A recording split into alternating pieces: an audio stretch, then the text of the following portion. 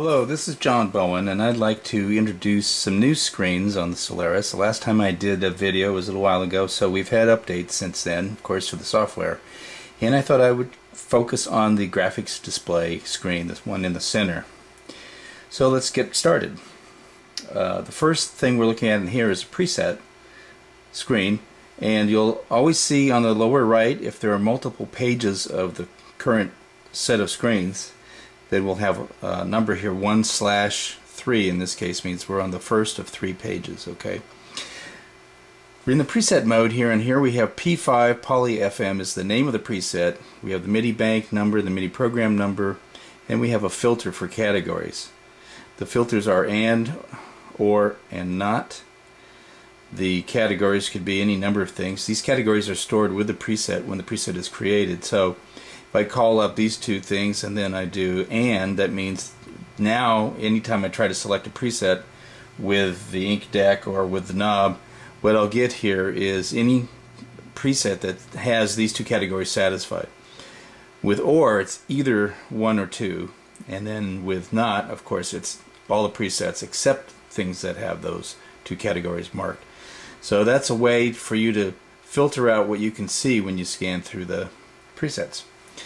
The next page, page 2 of 3, this bottom row of knobs are now become assignable performance knobs, and they're relative to whatever the value is at the program level. So we're doing plus or minus percentages, and here we see filter 1 modulation, envelope 1 delay, envelope 1 release, LFO 1 phase, filter 1 tuning.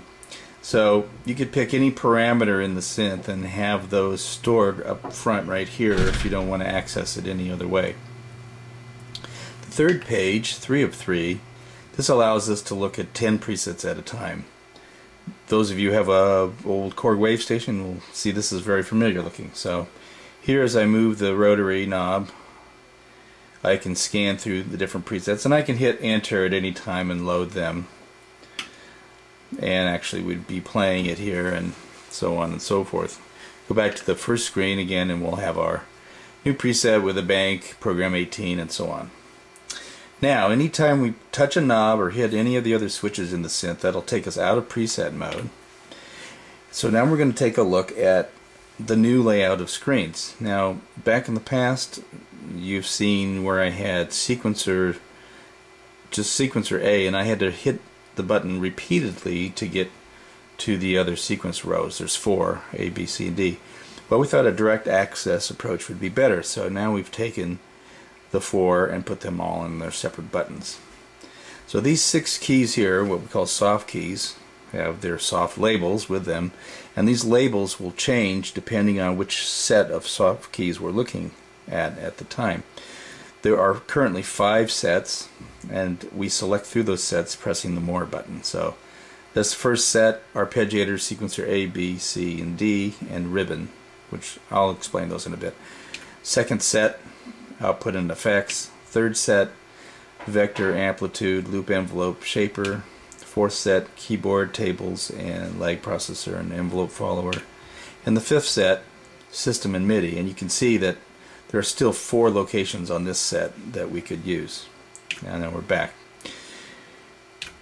I can cycle through these repeatedly, or I can also, if I don't want to do that, do a direct access like this. Hold down the More button. It does this blinking thing, and now the 5 soft keys up to this point have labels that represent those 5 keys, so I can jump right to the last group that way. Okay. Alright, now let's take a look at the very first page. The arpeggiator is the same as it was the last time I showed you the videos, except we've added velocity control. This is from the pattern, from the keyboard, or both. Sequence rows have been separated, as I showed you. However, sequence A is still running the main clock for all of them. So if we go to this page, page 2 of 3, where we're looking at steps 1 through 8, we'll see a clock division turn up here, and we can adjust the values. But as I step across, you'll see the division disappears because sequence A, or row A, controls the timing of all 4 rows. So this guy we could have something different, and sequence C and sequence D again. So you can see that we can step through really quickly and look at the same steps of each row, and it's a lot faster to adjust things that way, to compare and bop back and forth. Third page is simply steps 9 through 16, and also you can initialize the sequence by pressing enter once this is active, and that'll zero out everything for quick initialization. The other thing would be the pattern lengths, of course, can be separate for each of the rows, as you can see. So we have those for different rows. Now ribbon, moving along, ribbon is a new control set. We didn't have those before because we didn't have the ribbon before. But quickly, offset will move the calculated point of 0 around where the ribbon is. At 0%, of course, it's at the lower left all the way at the end. But as you move that up or down, again, that's bipolar. That just shifts what the ribbon considers the 0 point. Intensity, that's like a general amount. It goes up to 200%, and you have to have some of it on for it to take effect, of course. This hold has to do with whether you want to hold down the ribbon and play, or if you just want to touch the ribbon and then remember that last value. So you can touch it briefly and then play the keyboard and then touch it again. And with hold on, it'll retain the last value you touched. This, on the other hand, is touch offset, and this is like the offset here, except it's handled by touch. And this is to emulate the CS80 ribbon, where wherever you touched it, that became the 0 point, and you could sweep down or up from there. But you're constantly resetting the offset point, or the 0 point, by just touching it. So those are the new functions there on the ribbon. And now let's look at the next set. Output, effects channel, and the 4 effects: chorus, flanger, phaser, delay, and EQ.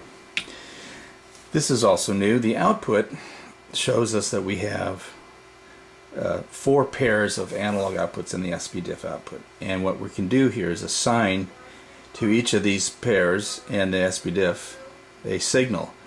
Now here, this is the raw synth with no effects. Here's the external in pair 1 and 2, and that just feeds it to the outputs 1 and 2. So that means the signal is going to go right through the system, and it's not going to get processed by any of the synth. Same with external 3 and 4. Here's SPDIF in, which you can route to now the analog outs. And then we get our 4 effects channels.